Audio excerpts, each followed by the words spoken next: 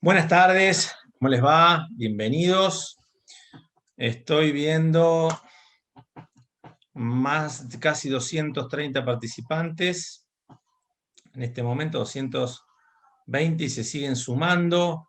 Estuvimos acomodando unas cuestiones técnicas. Así la veo conectada, la vicepresidenta Miriam Pagani, quien saludamos.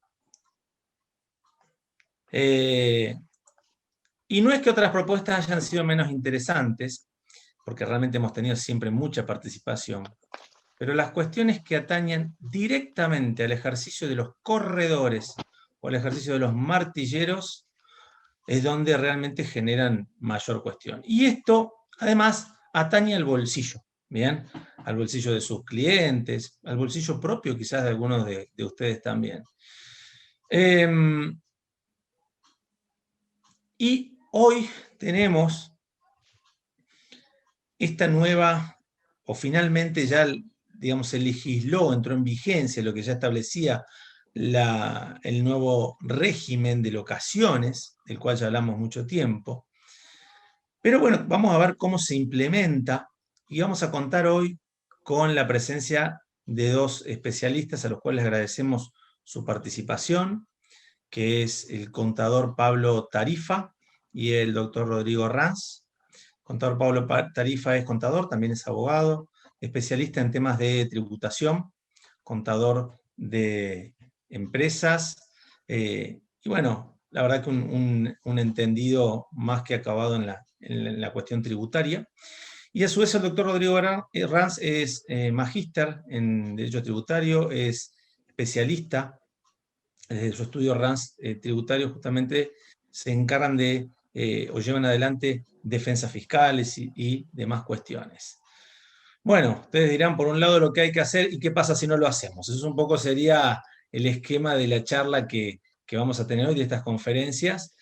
Y bueno, ya entrando y para no hacer más largo, también la veo ahí a la abogada del colegio, la doctora Silvia Bucay, que seguramente después va a querer acompañar algo desde la experiencia del colegio, o la misma corredora martillera Miriam Pagani, como les decía. Así que bueno, comenzamos dándole la palabra al contador Tarifa. Pablo, Bueno, bienvenido. dale, muchas gracias ante todo por la invitación y permitirme este espacio. ¿Ya? Voy a empezar a compartir la pantalla, así el PowerPoint que había preparado para ir más o menos rápido, porque me parece que la parte interesante es las últimas, cuando nos desplayemos las preguntas y todo eso. Y además está el Correcto. doctor, que es una parte importante. La idea...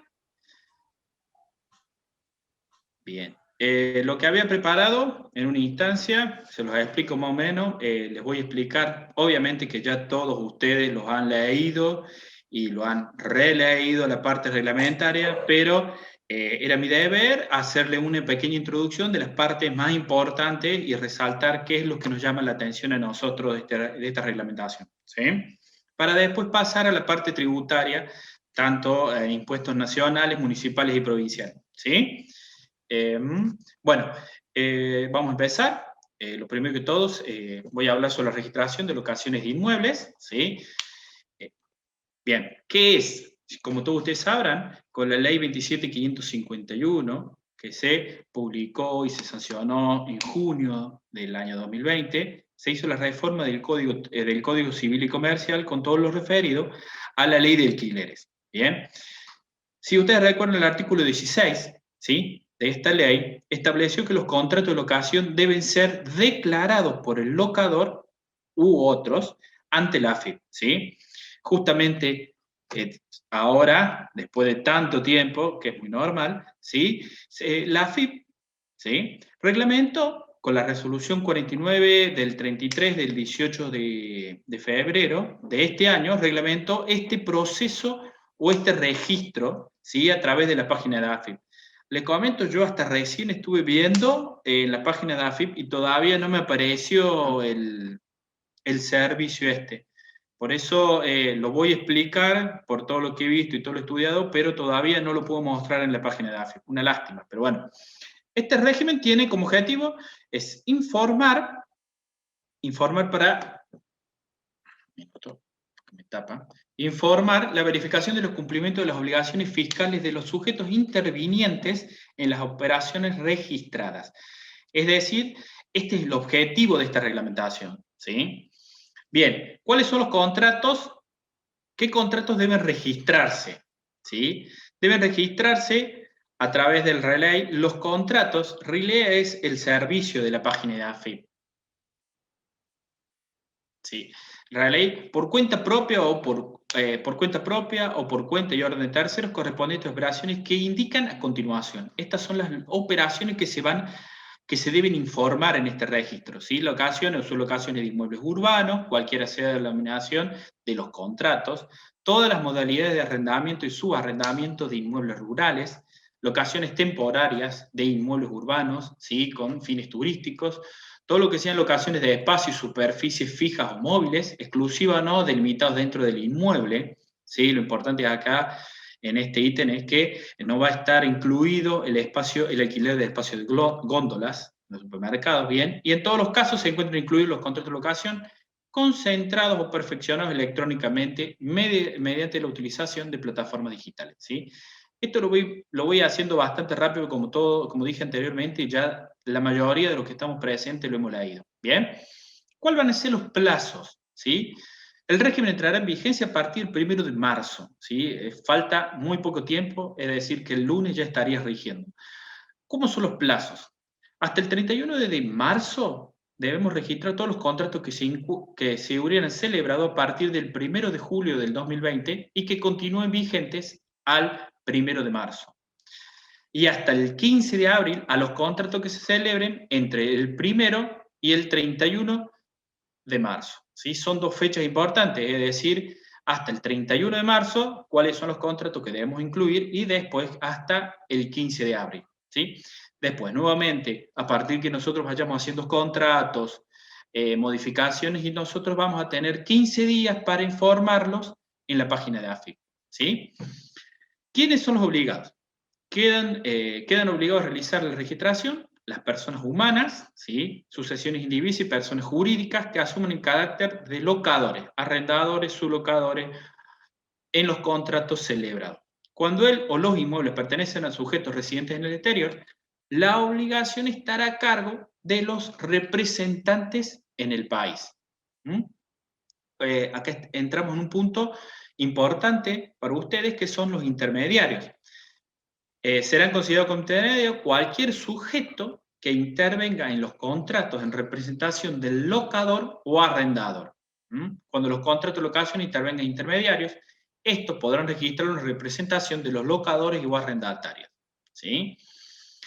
La registración que realicen ustedes como intermediarios implicarán que los locadores o arrendadores no deberán cumplir con este régimen, porque ya lo habrán hecho ustedes, que los intermediarios deben confirmar su participación en las operaciones económicas, y es importante destacar que en ningún caso, ante el incumplimiento de registración de contrato, resultarán oponibles a esta Administración Federal las cláusulas contractuales, condiciones y términos de mandato y representación otorgados a los intermediarios como eximiente de la responsabilidad.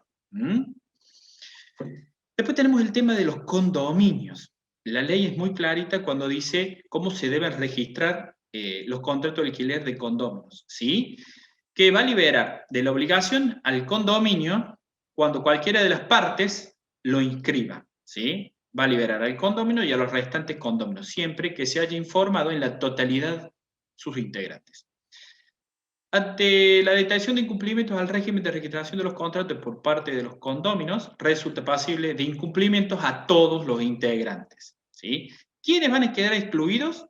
No estarán obligados a cumplir con el presente régimen de registración el Estado nacional, provincial, municipal y de la Ciudad Autónoma de Buenos Aires.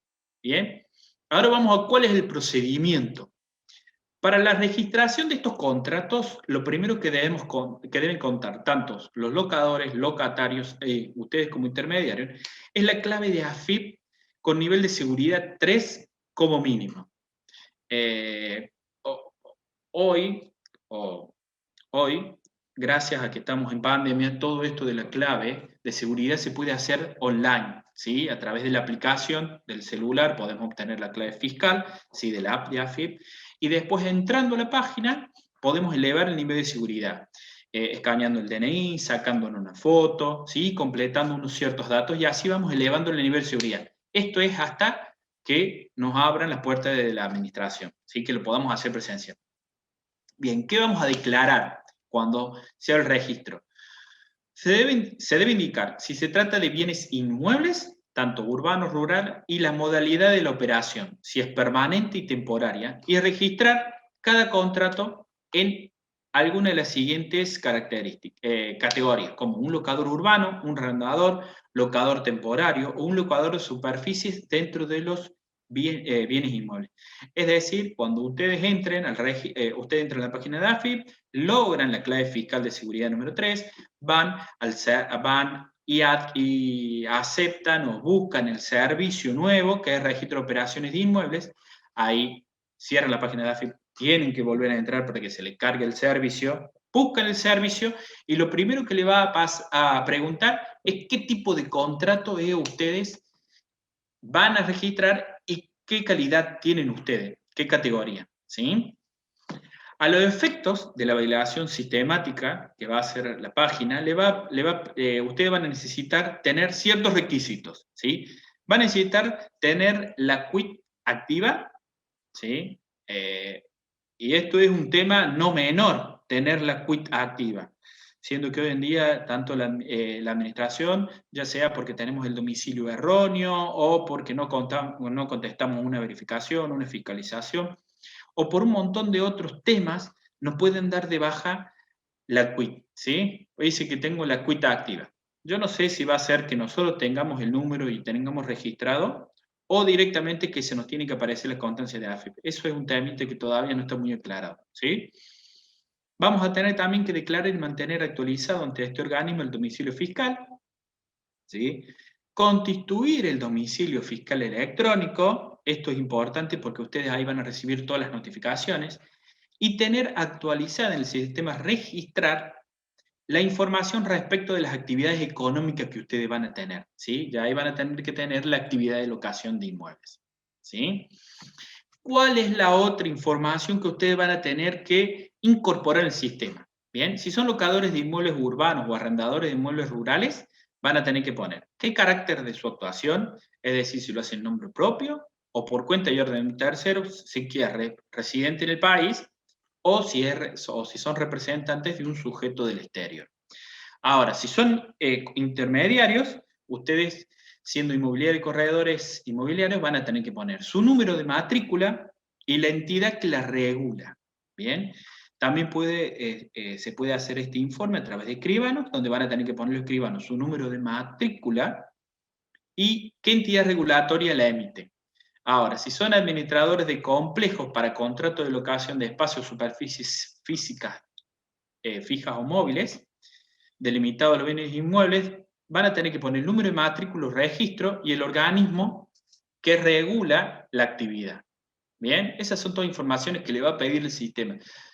Y una vez validada la categoría, los contratos de locación van a ser registrados 15 días por supuesto. Bien. Ahora, otra cosa interesante que yo encontré es que lo deben declarar tanto el locador o los intermediarios, pero también agregan en un artículo la posibilidad de la declaración voluntaria del locatario, ¿sí? Los sujetos que asuman el carácter locatario o arrendador podrán informar el contrato celebrado a esta administración.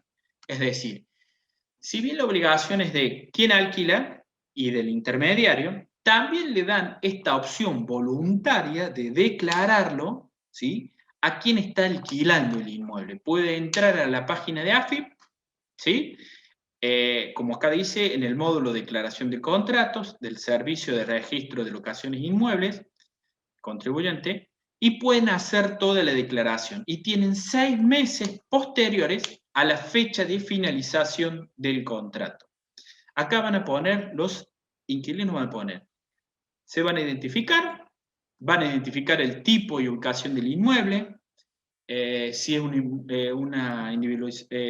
si es un locador rural, temporario o de superficies en inmuebles, van a escanear y van a subir el contrato de alquiler en un archivo, ¿sí?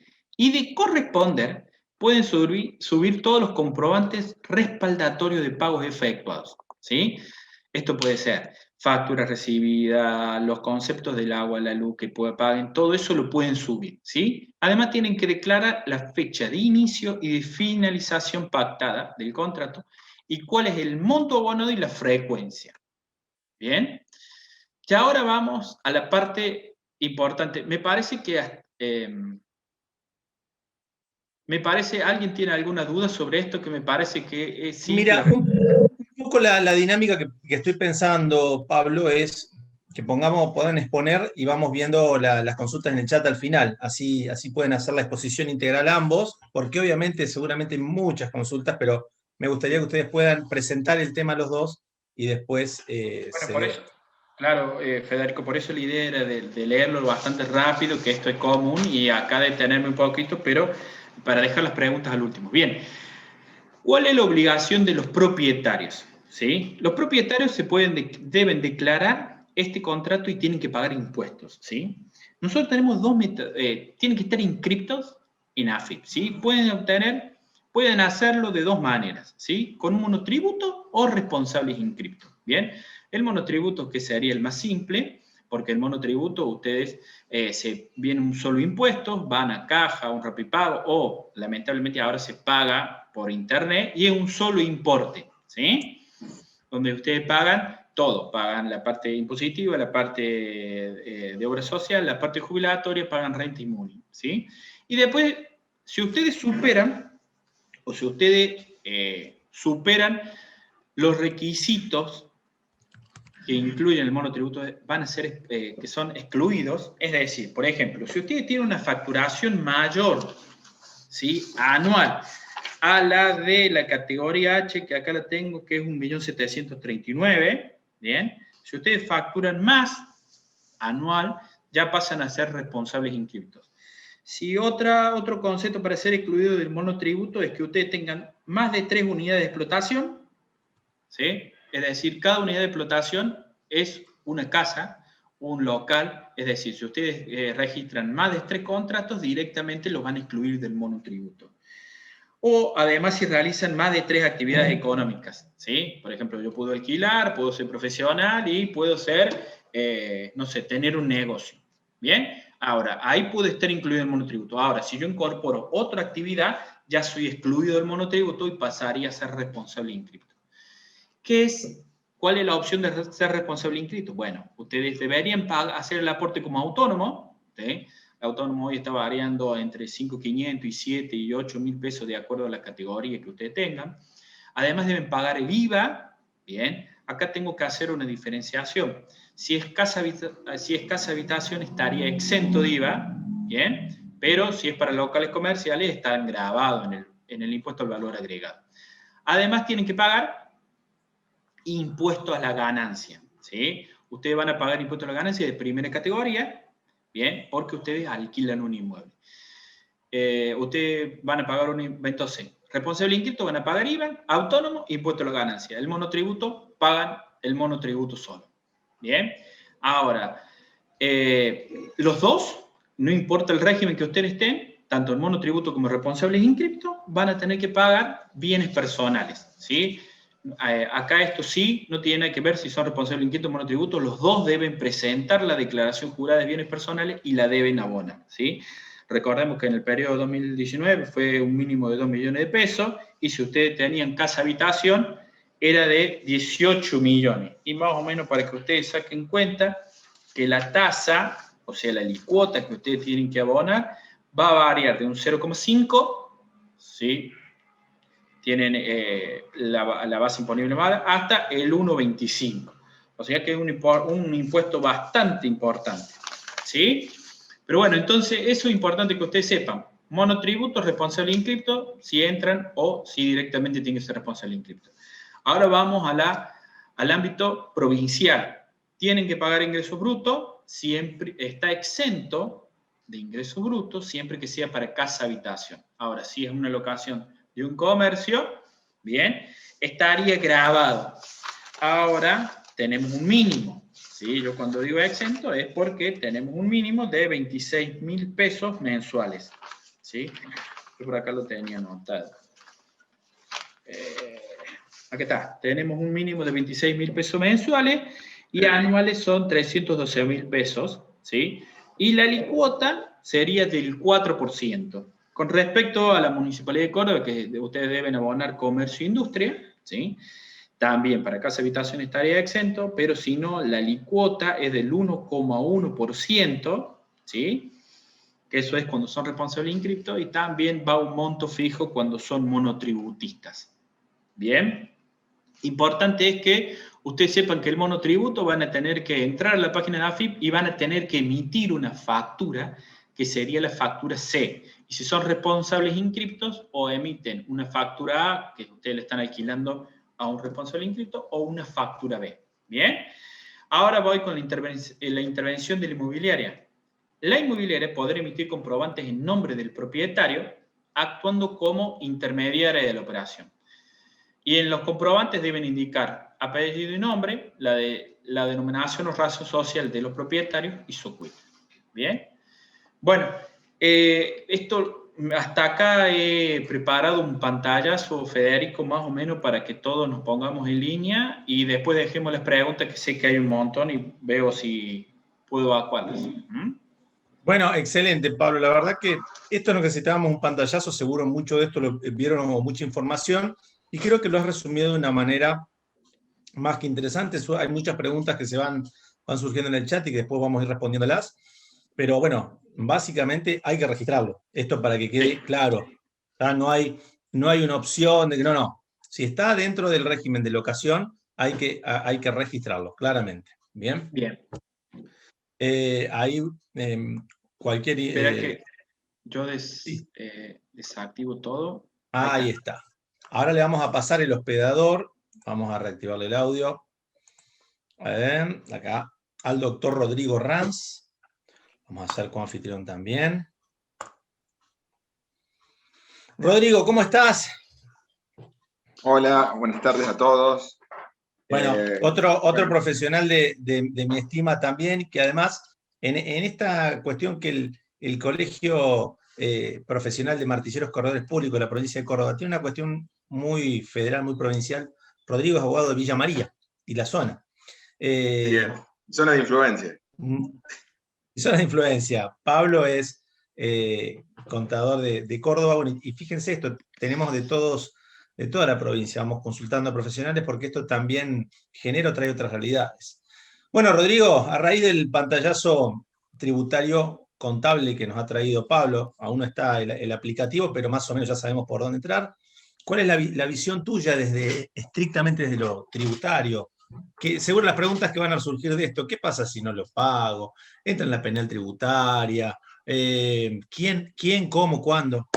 Bueno, antes que nada quería agradecer a vos, Federico, y al colegio especialmente por la invitación, así que voy a tratar también de ser breve. Ya Pablo dio una introducción fantástica, simplemente voy a tratar de resaltar los aspectos controvertidos. Voy a tratar de compartir pantalla, a ver. ¿Estoy habilitado para compartir pantalla? Sí. Ahí estoy. ¿Ahí se ve la pantalla? Ahí empezó, ahí se está diciendo. Ahora sí. ¿Ahora sí? Sí. A ver. Déjame ver. Quiero verla. Ahí está. Ahí está. Ahí se ve perfecto. Bien. Ya Pablo ha sido bastante claro hablando de los antecedentes del RELI, de este régimen de registración de contratos de locación de inmuebles, que como bien dijo, tiene su origen en la ley 27.551 y específicamente en lo que atañe a la materia tributaria en el artículo 16.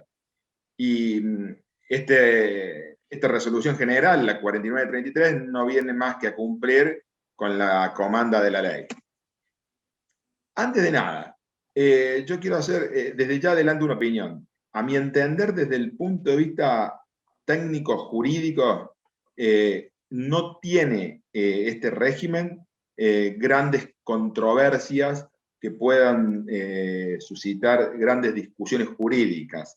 Que, por lo menos en mi opinión, no es igual a otros regímenes de información que sí han sido muy controvertidos. Algunos de trascendencia mediática, como por ejemplo el reciente régimen de informar las planificaciones fiscales, que ha sido materia inclusive de que los colegios profesionales de ciencia económica interpusieran acciones de amparo y acciones declarativas de certeza al respecto. Este régimen no lo tiene, a mi entender. Sí va a tener algunos, pero en líneas generales no es controvertido.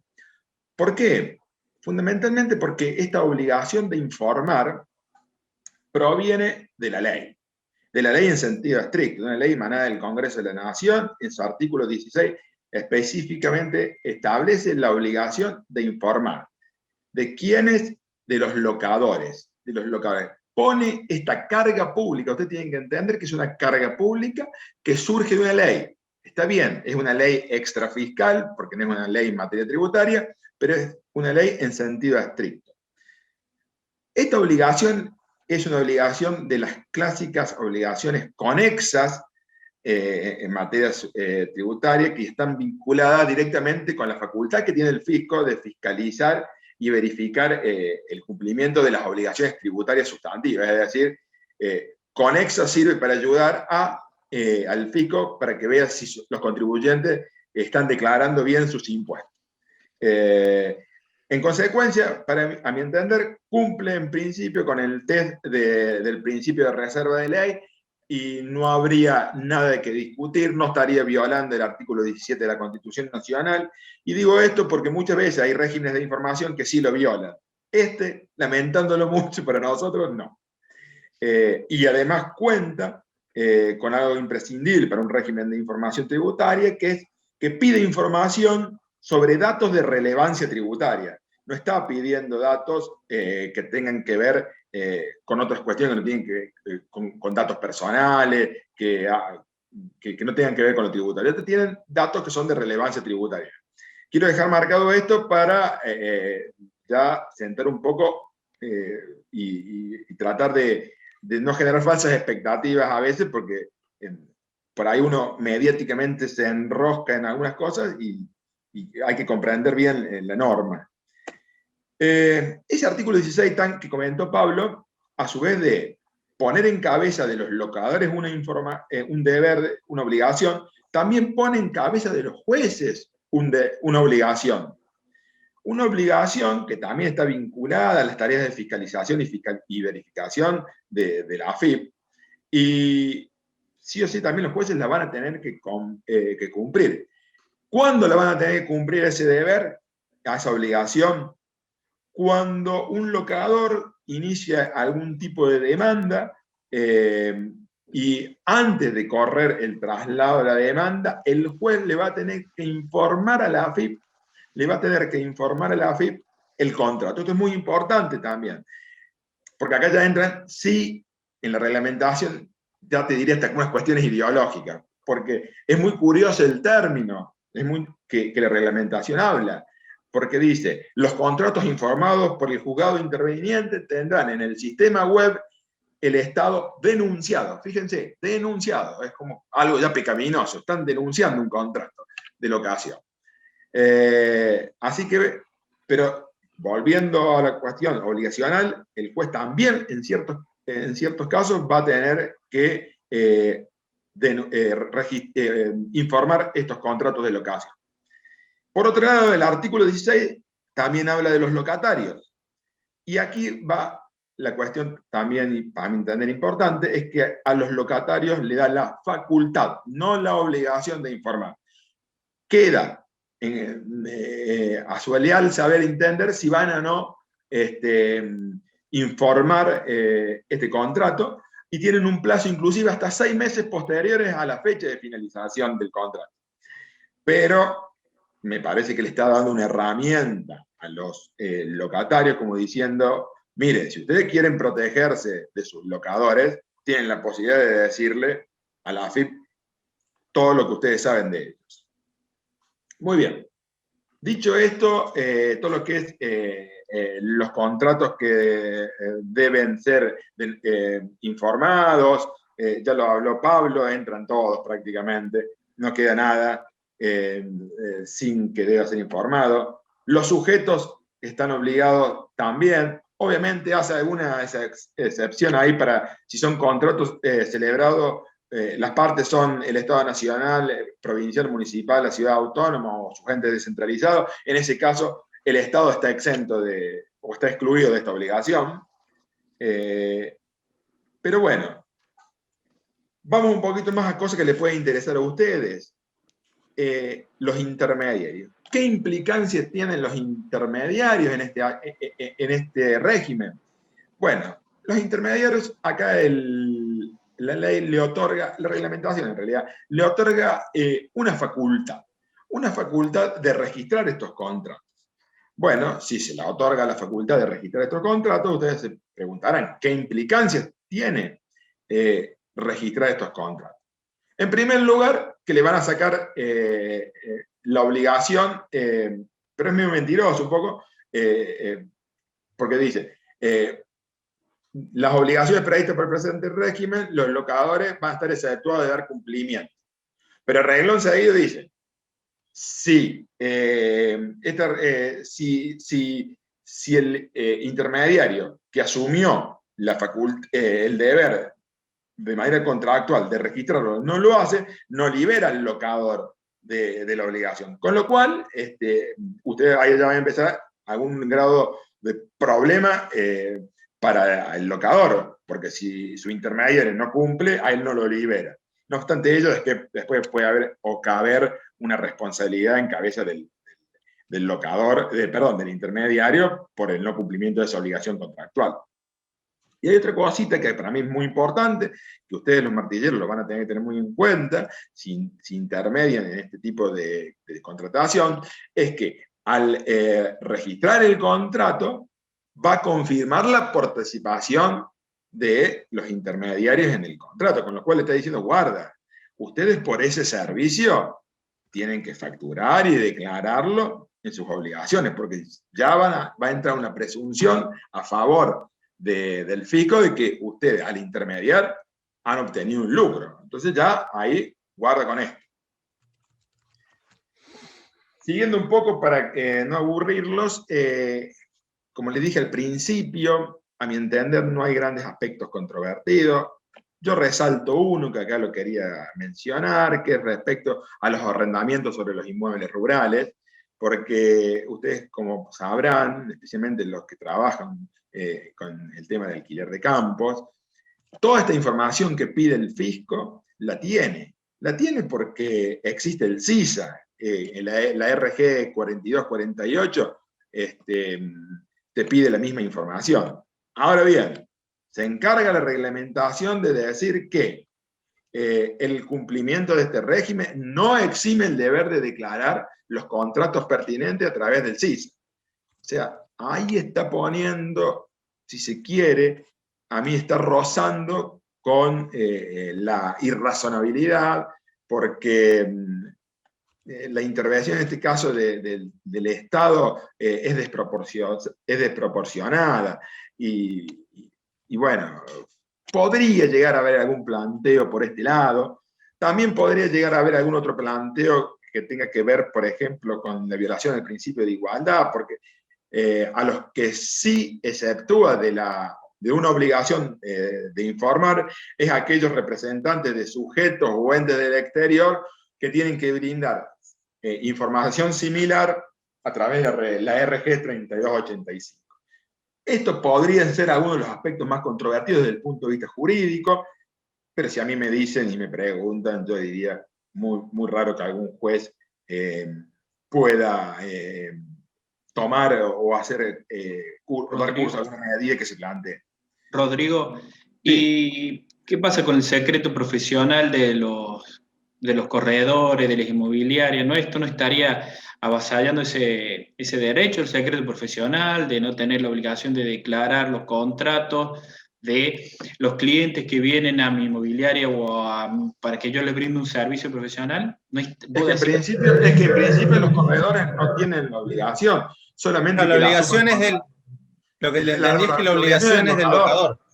Claro, salvo que claro, lo asuman contractualmente. claro, o que bien termine como un régimen, a ver, ¿qué sería lo peor? Otra regulación donde terminen actuando como terminan actuando muchas veces los escribanos, ¿no? Ya sea como agentes de retención, en este caso como Pero, agentes de... pero en este caso no es, ¿eh? No, No, no, todavía no, no, todavía todavía digo. no. No, No. todavía no, está claro. O sea, en este caso, la obligación, vuelvo a resaltar, es del locador.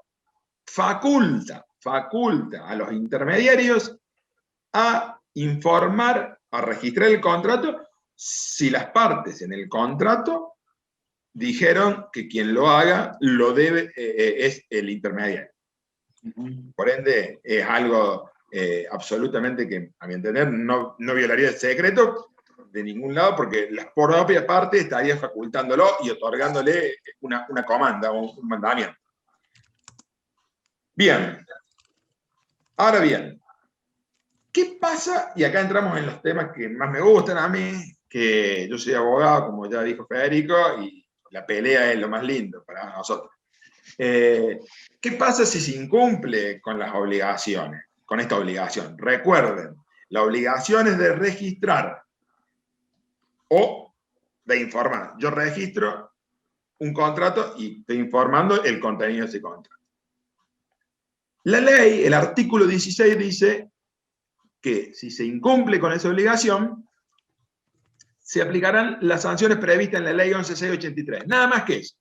Si vamos a la ley 11.683, tenemos dos artículos que hablan de este tipo de sanciones, que es el 38 bis y el 39 bis, que habla de la omisión de presentar las declaraciones juradas e informativas, que en este caso sería una declaración jurada, y se aplicarían multas de 5.000 a 10.000 pesos, y el 39 bis te dice el incumplimiento a los requerimientos dispuestos por la AFIP a presentar las declaraciones juradas informativas relacionadas con lo previsto en el artículo a continuación del 38, te va a dar, le da la posibilidad a la AFIP de imponer multas que van de 500 a 45.000 pesos, y después arreglan seguido te dice ambas multas son acumulables.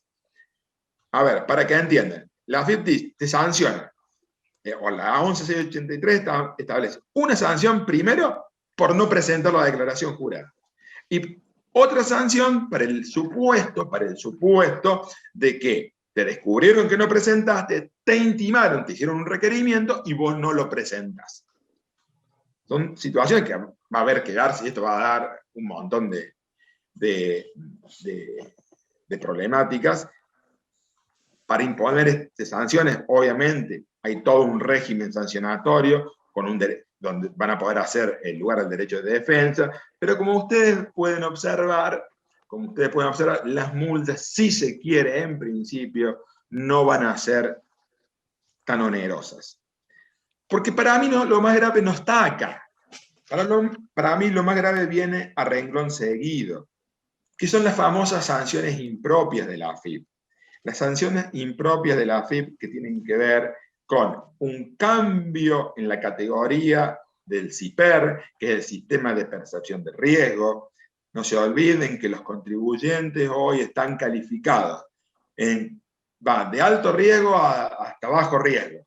Y estar en una u otra categoría es un problemón. Un problemón que inclusive para los que son o que están vinculados con el tema arrendamientos rurales es muy problemático, porque pueden inclusive cambiar su categoría en el CISA, con lo cual lo hace pasibles de retenciones, con lo cual les cambia la ecuación económica de su negocio.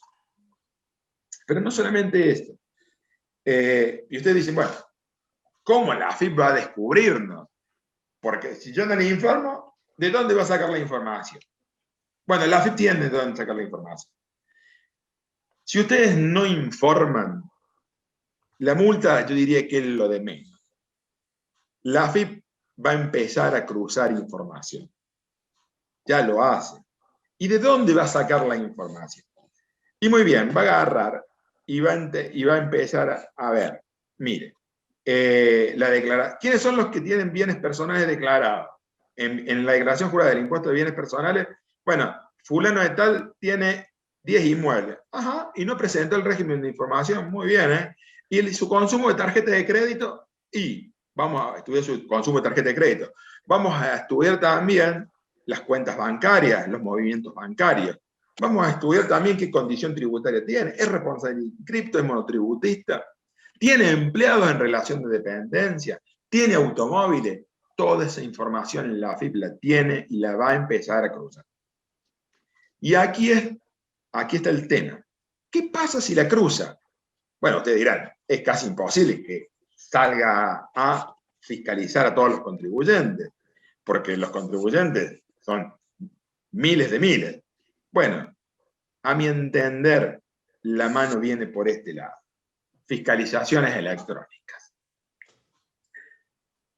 Principio de este año, fin del año pasado, la AFIP reinauguró, yo le digo reinauguró, o comenzó a utilizar nuevamente el sistema de las fiscalizaciones electrónicas, con la RG 3416, que data del año 2012. Pero yo ya estoy viendo casos, no sobre este tema, sobre otro tema, donde la AFIP empieza a notar inconsistencia y comienzan a llover las fiscalizaciones electrónicas. Que como bien dijo recién Pablo, ustedes van a tener que tener, los locadores, los correos electrónicos, el denunciado y consecuentemente el domicilio fiscal electrónico. ¿Por qué? Porque las notificaciones van a empezar a llegar ahí, como lo prevé el artículo 100 de la ley 11.683. Y entonces se van a poder dar dos situaciones. Si vos tenés correo electrónico, domicilio fiscal electrónico, vas a poder responder o no al requerimiento, y ante un requerimiento de falta de registración de los contratos, vos lo registras y a lo sumo te comerás una multa baja. Y se terminó el problema. Pero puede darse el tema también. Uno, o que no respondan la fiscalización electrónica, o que no tengas adecuadamente el correo electrónico denunciado y en consecuencia no tengas domicilio fiscal electrónico, y se dé este otro supuesto.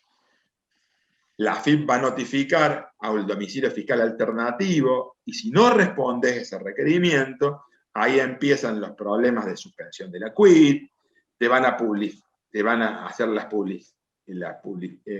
van a publicar en el boletín oficial o en la web la fiscalización electrónica, y te van a bajar a un nivel de clave fiscal, tu nivel de clave fiscal, y por ende en el CIPER vas a ser considerado un contribuyente de alto riesgo, con todas las cuestiones y la problemática que esto atañe. ¿Puedo agregar algo? Sí. Mire, es como dijo Rodrigo, ¿cuál es el gran problema que se avisora? Bien, esto es típico de la administración, de buscar información para cazar en un zoológico, ¿sí? Es muy fácil. Vienen, te hacen una verificación, te fijan cuántos inmuebles tenés, bueno, ven y págame o el monotributo o el impuesto al valor agregado, el impuesto a las ganancias y bienes personales, por el término no prescripto, pague los impuestos, multa, intereses. O sea que es muchísima plata lo que se viene. ¿Sí? Ahí te agrego, Pablo, una cuestión que en realidad es una decisión administrativa.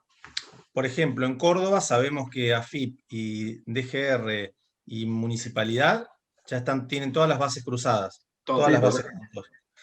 Simplemente bastará, ni siquiera te digo que pongan a alguien, bastará que pongan un sistema que lea los datos y que van a decir, a ver, el señor X, señor, usted tiene 50 propiedades.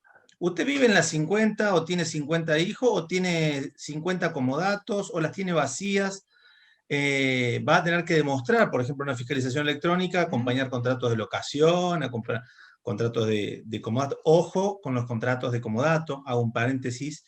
Ojo. Sí, totalmente. Ojo. No, ojo porque puede haber abuso cuando quieren. Federico, te lo resumo. Podría haber hasta fraude. pero sin entrar al fraude, que ya sería un tema, pero muy simple. La AFIP te los impugna de una y hay una presunción de que son onerosos. Pero no Y solamente eso. Yo creo que primero van a ir a todos los que informaron, todos los que no informan el contrato de locación, ¿sí? Por eso. Pero después pueden ir a ver quiénes informaron el contrato de locación y ver si tienen todos los impuestos pagos por esos inmuebles durante los periodos de prescripción. O sea que esto es muy relativo, yo lo veo conflictivo y vamos a ver qué va a pasar en el futuro, porque, está bien, yo declaro y pago, pero ¿qué pasa con todo lo que no pagué antes? Impuestos, Totalmente. intereses, multa. O sea, imagínense, está bien, nosotros tenemos 1 o 2 propiedades, no pasa nada, pero si tenés 5 o 6 propiedades, ahora, si la declaras, fíjate, ojo, que los periodos de prescripción. Si no la declaras, cuando te agarran, viene por todo el periodo de prescripción. Y otra cosa más, es perjudicial. Yo lo estuve leyendo y lo estuve hablando con colegas, que es muy distorsivo. Pongámonos a pensar que un jubilado, ¿sí? Un jubilado o un empleado en relación de dependencia paga impuestos de las ganancias por 4ª categoría y tiene deducciones elevadas. Elevada era antes, no ahora.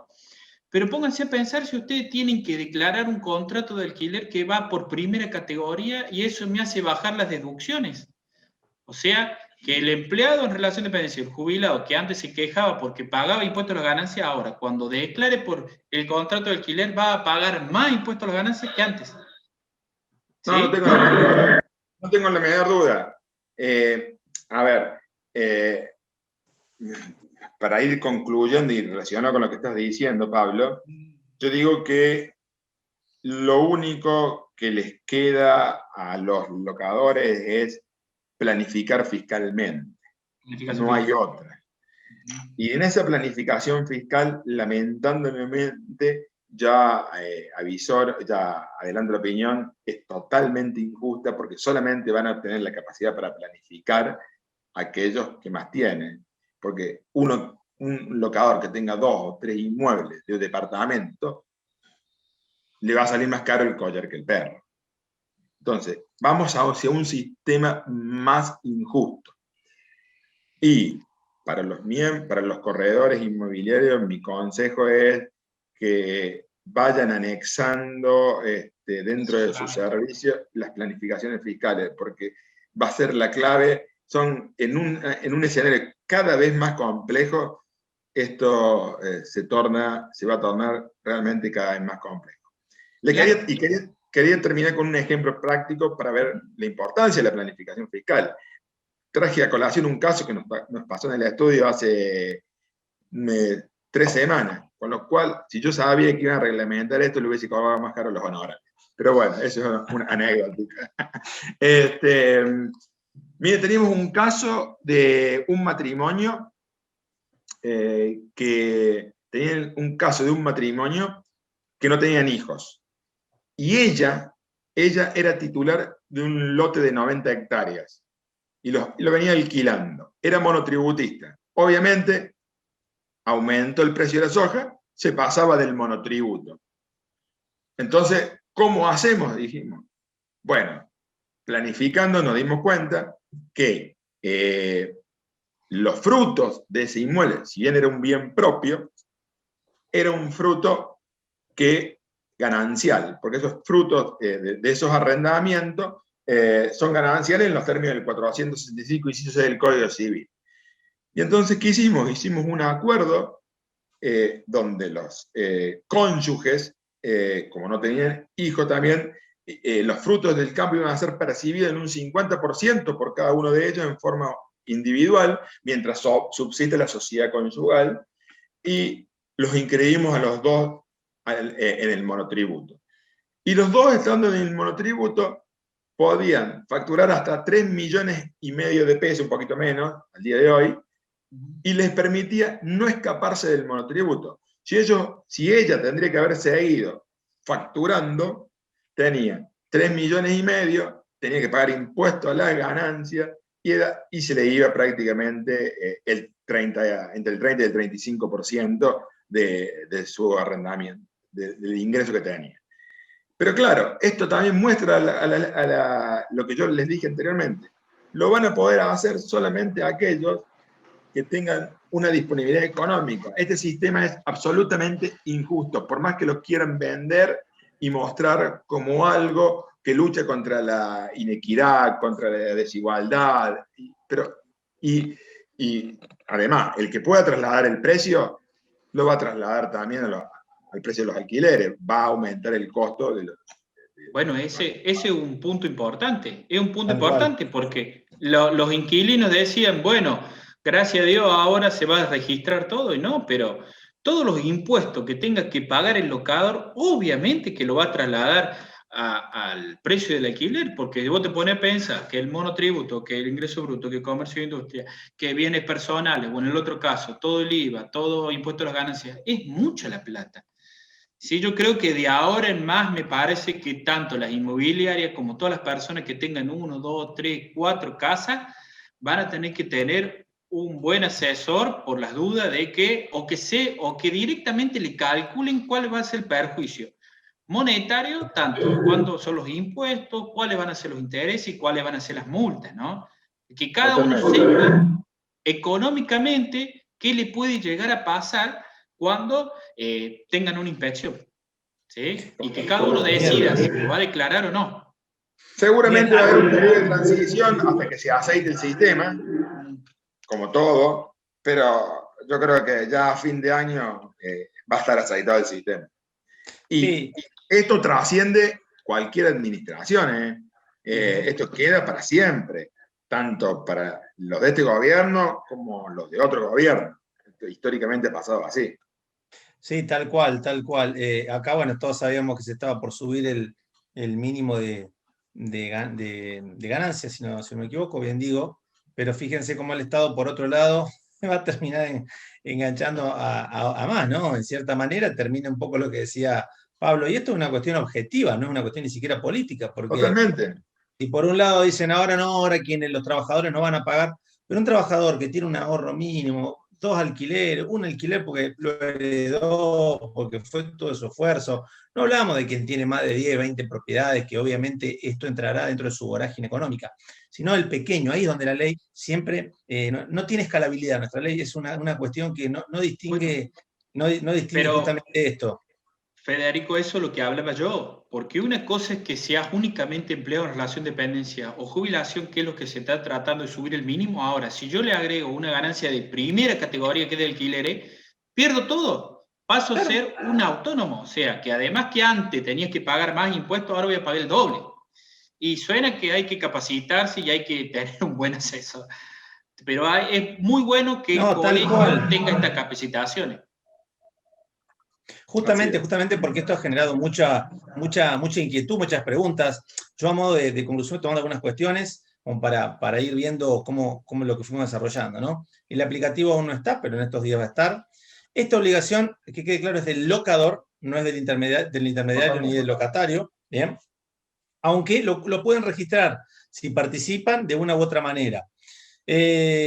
Ahora sí, al registrar el contrato, el intermediario va a confirmar la participación en el mismo. Hay que facturarlo en las obligaciones, ¿no? Ojo ahí con las categorías de monotributo. Y otra cuestión muy común Ojo es con, que, ojo, totalmente. ojo, Guarda los corredores y los martilleros con sí, el tema de la categoría del monotributo, porque si se les da ser ellos los que informan como un servicio que le prestan al locador, salta, ese dato va a estar enseguida en poder de la AFIP y candidatos a irse del monotributo. sí, sí, ahí justamente comentaban el tema de la facturación, preguntaban, que también se los traigo. Claro, muchas veces le hacían el recibo o recibían las transferencias, sobre todo en pandemia y demás, quienes hacen administraciones inmobiliarias. Ojo, porque van a tener que tener todo muy aceitado, ver si facturan por cuenta y orden del cliente. Ojo, van a tener que justamente asesorarse mucho porque ¿cuál sería, digamos, entre comillas, el castigo más allá de multa y demás cuestión? Una determinación de oficio, que lo saquen de la categoría del monotributo. eh, Mira, Federico, con que lo saquen del monotributo es un daño terrible. ya, sí, sí, sí, sí, ya a muchos les puede llegar a complicar la cuestión.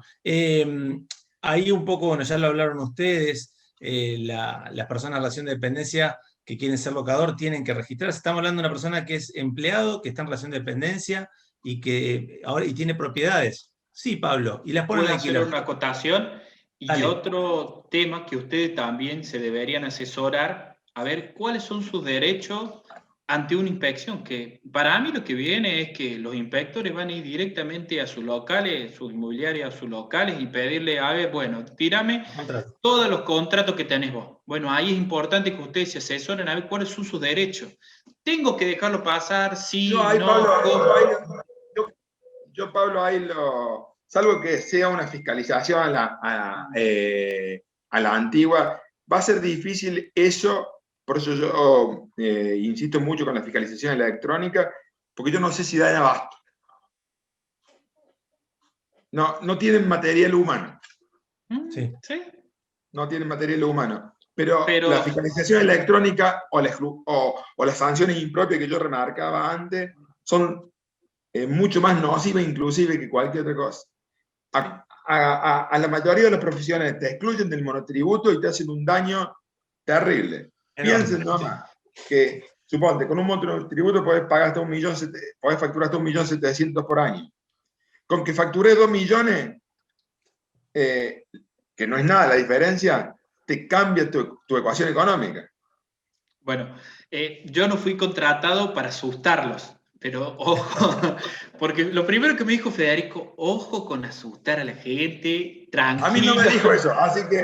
A vos no te dijo eso, a mí sí me dijo eso.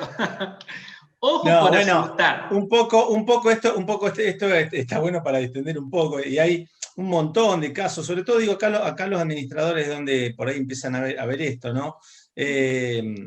Digamos, justamente ya hablaron de esto, nos contaban un caso de alguien que administra bienes para alguien que está en Estados Unidos, y bueno, y esa persona en Estados Unidos se va a tener que inscribir si no estaba inscrita acá, va a tener que tributar acá, va a tener que, digamos, asumir su responsabilidad tributaria, ¿bien? En nuestro país, porque si no le va a trasladar todo ese costo a quien le esté administrando la propiedad, ni más ni menos, ¿no? O sea que en eso es una cuestión compleja. Y el tema de la fecha, ¿cuál sería la fecha o desde cuándo deben registrarse los contratos? ¿Desde que entró en vigencia la ley o desde que entró en vigencia digamos, esta resolución? Bueno, pero ahí hay una controversia grande porque yo estuve leyendo qué pasa con los... Yo había dicho los contratos que se celebraron a partir del 1 de julio, ¿sí? Habría que registrarlos. ¿Qué pasa con los anteriores? Y si están vigentes hay que registrarlos. Por Si estar está vigente. vigente, para mí hay que registrarlo. Lo que pasa es que ahí tiene que coincidir esa registración con la información, con la declaración jurada del locador, y si lo haces vos como intermediario, también tenés que, ahí va a entrar esa información. Te estás diciendo, en estos tiempos, yo, en teoría, se presume que intermedié y obtuve tal resultado económico favorable. Ya. Porque además justamente, cuando estoy pensando en las distintas cuestiones que se dan, ¿no? Los contratos se va a dar esto de lo que estábamos diciendo recién de la intermediación, cuando se dé de esta manera, de cuándo está registrado y demás. Pero además, si en el contrato figura el monto, y acá ojo también, vuelvo a repetir, ojo con los comodatos, recuerden que los documentos están prohibidos para las operaciones que tienen por destino como vivienda familiar. Ojo para los comerciales no, pero ojo con los dos, porque muchas veces puede haber alguna vuelta a las viejas prácticas de hacerlos por un monto al contrato y después documento. Ojo, porque después de eso, al momento de ejecutarlo, se pueden abrir una caja de Pandora que les puede tener una responsabilidad profesional tremendo. Decime. Me pongo del otro lado un minuto, Fede. Soy abogado de un inquilino, me quieren desalojar. Con esta ley tengo muchas armas para sentarme a negociar. Muchísimas. ¿Sí? Todas. Me han dado un montón de armas. Pero no solamente eso, yo tengo clientes que tienen 20 o 15 propiedades y no las tienen declaradas. Vos imagínate que si por un inquilino se pone, no me quiere pagar, y yo para echarlo le hago juicio, va, me informan a AFI, al tribunal, el juez tiene que informar a AFI, viene y me quiere cobrar impuestos por los 15 propiedades. Es mucha plata, estoy hablando de 5 o 6 millones de pesos. Y ojo con la ley penal tributaria, porque nosotros estamos hablando de las sanciones. Dijimos no asustar. No, pues sí, discúlpame, Fede, ya me fui, mamá. Pero no, en serio. Lo importante de esto es que ustedes, como asesores de sus clientes, les expliquen y que tomen conciencia y que se hagan asesorar. Les explico por qué. Porque ustedes van a estar asustados porque los plazos se vencen el 31 de marzo. O sea, te dan un mes para que vos asesores a tu cliente, que lo convenza que tenga que buscar un asesoramiento para ver qué quiere hacer. O sea, ustedes se lo tienen que plantear a sus clientes, pero sus clientes tienen que tomar el tiempo para buscar un asesor. O sea, ahí claramente. Ahí yo hago una salvedad. Esta es una recomendación. Prefiero incumplir un plazo antes que registrarlo a las apuradas. Sí. Yo prefiero incumplir un plazo, porque de última me comeré una multa, como les dije, leve, pero después, si lo cumplimento bien planificado, me va a ahorrar muchos dolores de cabeza. Porque no va a ser cosa que en el apuro por cumplimentarlo, cumplimente sin ton ni son y ahí es mucho más caro. Agrego una cuestión, porque recién preguntaba cuáles son los contratos alcanzados, lo que es bienes inmuebles urbanos, bienes inmuebles rurales, locaciones temporarias de inmuebles, ojo con esto también, con fines turísticos, descanso, similares. Estoy chequeando la ley, ¿no? Locaciones de espacios, superficies móviles en shopping, locales comerciales. Ojo que todos esos registros están. Lo que me preguntan, ¿hay una tasa que pagar para registrarlo, Pablo? No hay tasa, pero debe estar referido también con el impuesto a los sellos, que el impuesto a los sellos está importante. Entonces, fíjense en cómo se van sumando cosas. Por eso. Sello, terrible. Sí, una estafa. Sello, pero terrible. Bueno, va por todo. Antes, para no irnos mucho más allá, le quiero dar la palabra a la vicepresidenta del colegio, Miriam Pagani, para que ella nos dé su parecer. Vamos a pedirle ahí para reactivar el audio. A ver ahí. Ahora sí. Buenas tardes, Miriam. ¿Cómo estás, doctor? Un gusto. Tratando de no asustarlos, pero trayendo información, trayendo capacitación sobre la cuestión, ¿no? Que es la realidad. Antes que nada, buenas tardes, contador Pablo, Rodrigo, un gusto que compartan con nosotros. Así que un placer. Gracias a ustedes por la invitación. Bien. Lo importante, o sea, no es cuestión de asustar, sino que podamos hablar con la claridad que como profesionales nosotros necesitamos tener. O sea, no es tener miedo, sino saber la realidad que nos va a tocar enfrentar de ahora en más. Y la responsabilidad también como profesionales, no somos contadores, estamos lejos de ser contadores o abogados, pero tenemos que tener una claridad de conocimiento para poder asesorar a nuestros clientes y no hacerles cometer errores por pecar de ignorancia, por temor, esto de que, bueno, no vamos a decir cosas para no infundir temor. No, yo creo que tenemos que hablar con mucha claridad. Se nos presenta a los martilleros corredores públicos un panorama bastante difícil, no se nos presenta un panorama fácil a nosotros los que administramos, los que nos dedicamos a esta parte del corretaje inmobiliario, no solamente que ustedes decían, la responsabilidad está sobre el locador de declarar este contrato. ¿Qué pasa si el locador no lo declara? ¿Qué pasa? ¿Qué nivel de responsabilidad tenemos nosotros? ¿Qué pasa si el locador lo declara Y nosotros como inmobiliaria tenemos que tener la claridad del nivel de facturación en nuestros honorarios, porque al locador, al declarar el contrato, nosotros también quedamos pegaditos en que nuestra facturación de honorario haya sido a través de una factura oficial. ¿Estoy equivocada? Si algunos... No hace falta. No. A ver, la facturación es un deber formal. Vos te podés haber comido la facturación, asumo incumpliste un deber formal de emitir el comprobante respaldatorio. Pero a la AFIP te diría que eso es secundario.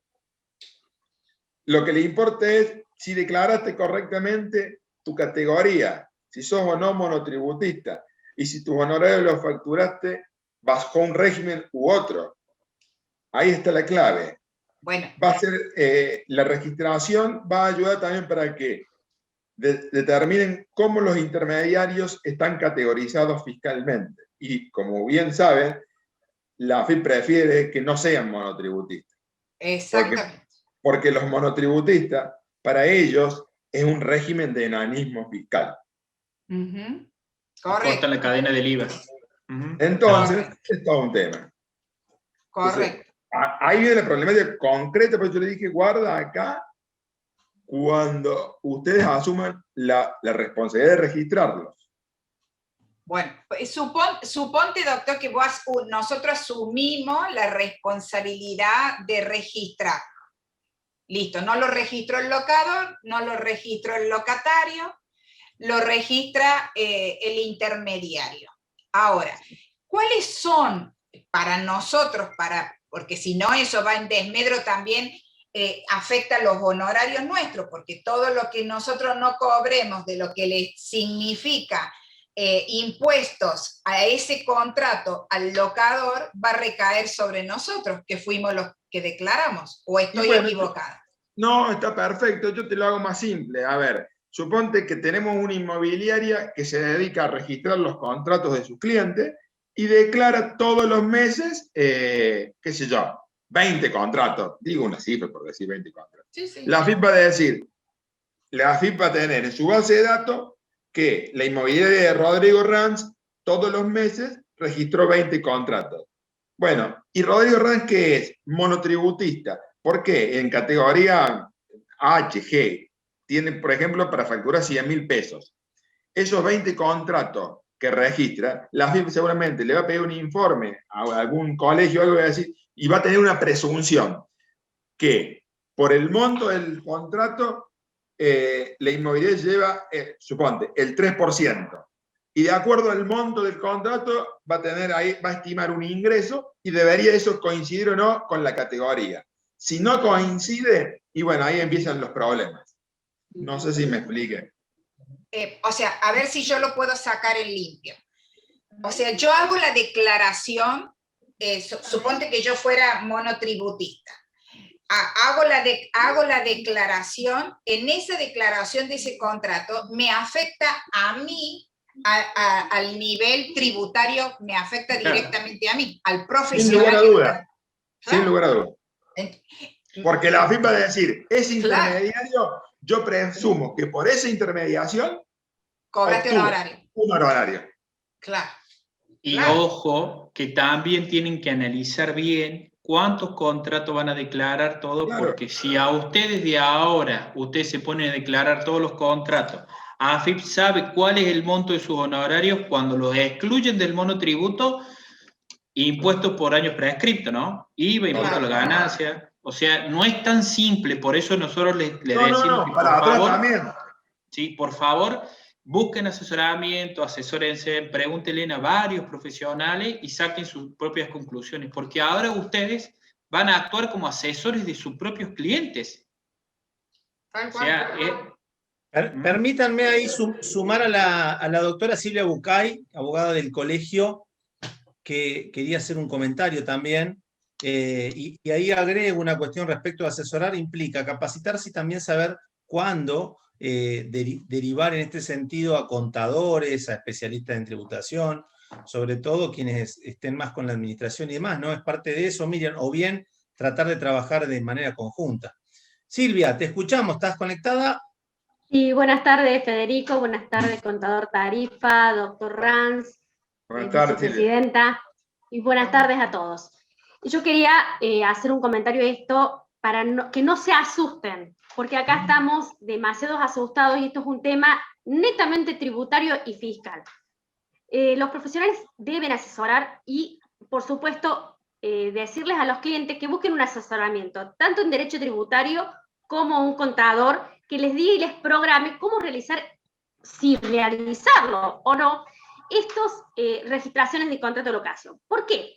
Porque hay un tema que no hemos reparado y es lo siguiente. Si bien, llegado el momento de iniciar un juicio, en el juicio se debe notificar a la AFIP no se puede oponer a la realización del juicio, no se puede oponer al desalojo, no se puede oponer al cobro de pesos ni nada. O sea, que la extorsión, hasta ahí nomás, del locatario, de decir, bueno, yo me siento a negociar, vos querés que yo me vaya, yo no te lo informo a la AFIP, es hasta ahí nomás y entre comillas. Por ahí me conviene pagarme una multa y andate chiquito, yo te cobro todo lo que quiero y te saco volando. O sea, cuidado, no se apresuren, no se pongan locos, porque no es tan mala palabra por ahí pagar una multa, me conviene más y chao, me saco el problemón de encima. No se dejen. Pero te agrego algo, Silvia, ojo, porque por ahí cuando te abran para ver un contrato, dicen, hay un contrato, pero a ver, ¿cuántos contratos más tiene? Claro, tal cual. Ojo, tal cual. ojo, porque también... Podemos abrir la caja de Pandora, Bueno, pero a ver, Claro. por eso digo, creo que primero hay que planificar. Y tampoco hay que apurarse a decir, bueno, registro mis contratos y registro todo. La obligación dice ahora desde el 1 de julio en adelante. Si bien, a ver, sí podríamos registrar para atrás, tampoco estamos tan obligados como las obligaciones que es a las que se van a ir de ahora en adelante. Y después lo que también creo que hay que tener en cuenta es si el locatario lo va a necesitar para deducir ganancia o no. Entonces, esa planificación va a ser la más importante. Si el locatario la va a usar para deducir ganancia, pero indudable que ese contrato sí hay que registrarlo. Silvia, Ahora, una aclaración, la obligación de registrarlo está, sí está. es ineludible. No, en eso está. Lo que está diciendo vos es si asumimos el riesgo o no de no registrarlo. Ahí va el tema. Ahí va el tema, de asumirlo o no. Por eso digo que es mejor, planificar a través del asesor tributario, del asesor contable, y decidir o no, y ver qué me conviene más. Muchas veces va a convenir, vuelvo a repetir, pagar el impuesto, pagar la multa por la no registración, y chau, me saqué el problemón de encima, y listo. ¿Sí? Entonces yo creo que... A ver, hagamos un punto acá. No hay que hacer tampoco un mundo ni asustarse. No, la AFIP me va a perseguir todo. Doctora, Yo no creo que pueda perseguir tanto la AFIP, porque bien lo dijo el doctor Ranz, yo creo que tiene personal humano. No, pero con la No fiscalización tiene electrónica, personal guarda, yo señalé muy bien, fiscalización electrónica, y la fiscalización electrónica pega en la cabeza fundamentalmente de la exclusión del régimen de monotributo, que es a donde apunta Pablo, y que va a pegar en el locador y si hay intermediario de sopetón a los intermediarios. Entonces, las facultades las tiene, las herramientas, te diría que casi con seguridad que sí. Las tiene. Sí, las tiene todas. Ahí yo creo una cosa para... Le puede estar faltando un poquito. Por ejemplo, creo que tiene mejor software DGR para el intercambio de información que AFIP.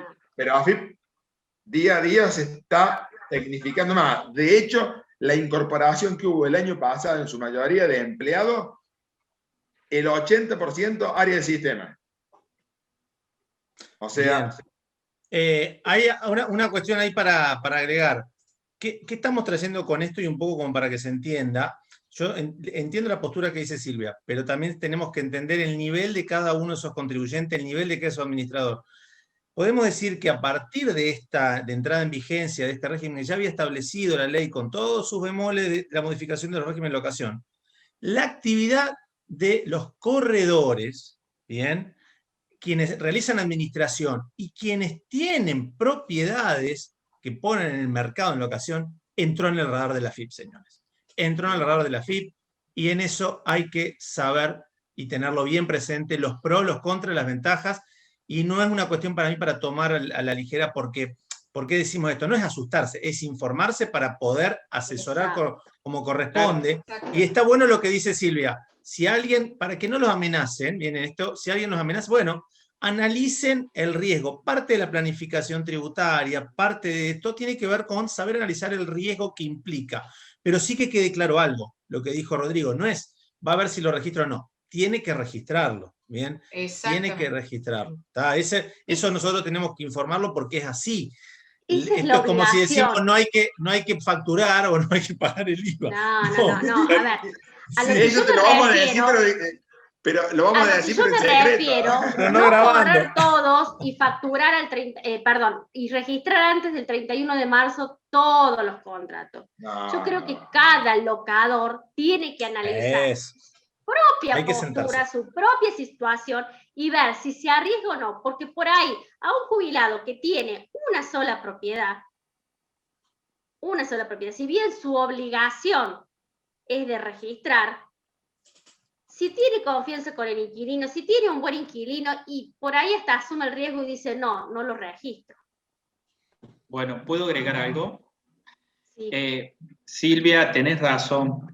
Siempre depende qué tipo de asesoramiento tiene el jubilado, porque a veces le puede salir más caro o no, o obviamente que, como dicen varios en los mensajes, está hecha la ley, pero se va a hacer el camino B, pero hasta que se haga el camino B, tómenlo con calma, ¿sí? Porque es obvio que hay otros caminos, pero lo importante es que nosotros siempre, no los queremos asustar, pero sí que por favor asesórense y asesoren a sus clientes que no salgan corriendo a inscribirse, sino que se hagan asesorar, que hagan planificación y que hagan todo. No los asustamos, pero es lo que se viene. Y lo más importante, que no se dejen extorsionar por los locatarios.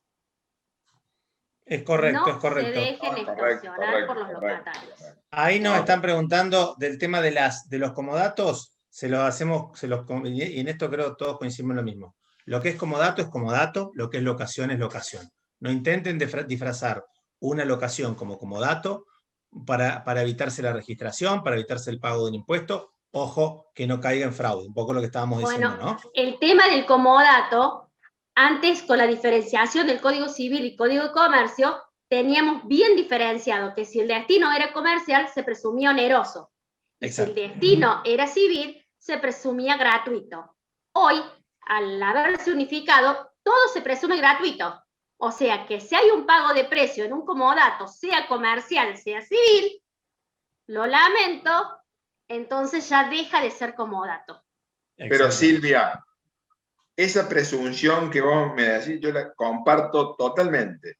Pero mi experiencia me indica que AFIP tiene absolutamente la interpretación contraria. Comodato lo presume oneroso. Oneroso. Y entonces ahí tenemos un problema. Pero eso es materia de prueba, doctor Ranz. No, totalmente. Eso es materia de prueba. Pero yo te voy a decir una cosa, ¿pero sabés en cabeza de quién es? Sí, del locador. Y claro, o sea, corres de atrás ya, porque ellos tienen la facultad de determinarte y cuando te hicieron la determinación, presunción a favor del fisco y dale que va, y te determinaron el impuesto. Y vos tenés que decir, no, era gratuito. Totalmente de acuerdo, por eso estoy diciendo, todo se presume gratuito. No te olvides que y normalmente no hay comodatos gratuitos. Tiene otro código. Pero a ver, normalmente no hay comodatos gratuitos. Es muy raro que haya un comodato gratuito, salvo que el comodato sea un pariente. Sí, se puede. Es la realidad. Mira, hay dos herramientas que surgieron con la aplicación de esta ley y que la hemos visto, y algunas ya se han visto en tribunales. Salieron de golpe los comodatos y los mutuos. Ojo, lo mismo, con el mutuo también. Sí, también. Ojo, para asegurarse el cumplimiento de una obligación, ojo, hay que ver cómo lo hacen para después no estar corriendo y complicándose. Yo como ya para dar un cierre y después de todo lo que han expuesto, no sé si Miriam, ¿querés decir algunas palabras como cierre respecto de esto? No, la palabra de cierre, o sea que tratemos como profesionales a estar muy bien informados, a hacer todas las consultas que sean necesarias, porque somos como profesionales, podemos ayudar o podemos llegar a lograr que algún propietario, sobre todo, cometa un error. El mercado inmobiliario es un mercado que está muy depreciado, esto tampoco no le suma, no nos ayuda, todo este tipo de cosas no nos ayudan al mercado para que se active la parte de la venta, seamos honestos, entonces tenemos que estar muy bien asesorados.